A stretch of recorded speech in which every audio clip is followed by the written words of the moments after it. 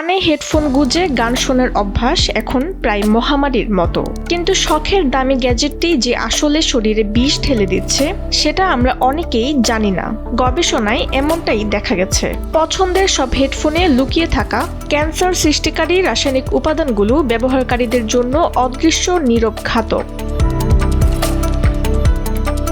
Tux free life for all প্রকল্পের আওতায় মোট ৮১টি ইন ইয়ার ও ওভার ইয়ার হেডফোন পরীক্ষা করা হয়েছে। পরীক্ষায় প্রায় প্রতিটি হেডফোনে এমন সব রাসায়নিকের উপস্থিতি পাওয়া গেছে যা সরাসরি মানুষের হরমোন সিস্টেমকে ব্যাহত করতে সক্ষম। উদ্বেগের বিষয় হলো তালিকায় বস, প্যানাসোনিক, স্যামসাং ও সেনহাইজারের মতো জনপ্রিয় ব্র্যান্ডের নামও উঠে এসেছে।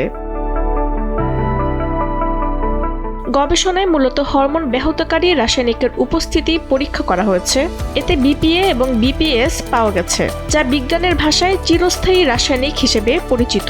এর ফলে মেয়েদের মধ্যে অকাল বয়ঃসন্ধি শুরু হওয়া, পুরুষদের হরমোন পরিবর্তন এবং দীর্ঘমেয়াদে ক্যান্সারের ঝুঁকি তৈরির সম্ভাবনা রয়েছে।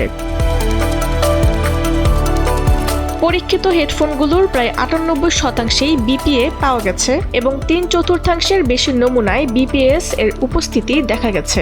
কিছু মডেলে এই রাসায়নিকের মাত্রা প্রতি কেজিতে সর্বোচ্চ ৩১৫ মিলিগ্রাম পর্যন্ত পৌঁছেছে, যা ইউরোপীয় কেমিক্যালস এজেন্সির নির্ধারিত নিরাপদ সীমা, অর্থাৎ ১০ মিলিগ্রামের চেয়ে বহুগুণ বেশি।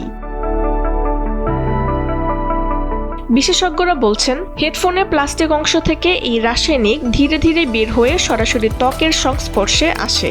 বিশেষ করে ঘামের সঙ্গে মিশে এই বিপিএ ও বিপিএস খুব সহজেই শরীরে শোষিত হতে পারে। এই ভয়াবহ পরিস্থিতি বিবেচনায় নিয়ে টক্স ফ্রি লাইফ ফর অল এর প্রধান এমএসএ গুলিয়াস ভোক্তাদের সুরক্ষা নিশ্চিত করতে দ্রুত সব ধরনের হরমোন ব্যাহতকারী রাসায়নিক নিষিদ্ধ করার আহ্বান জানিয়েছেন।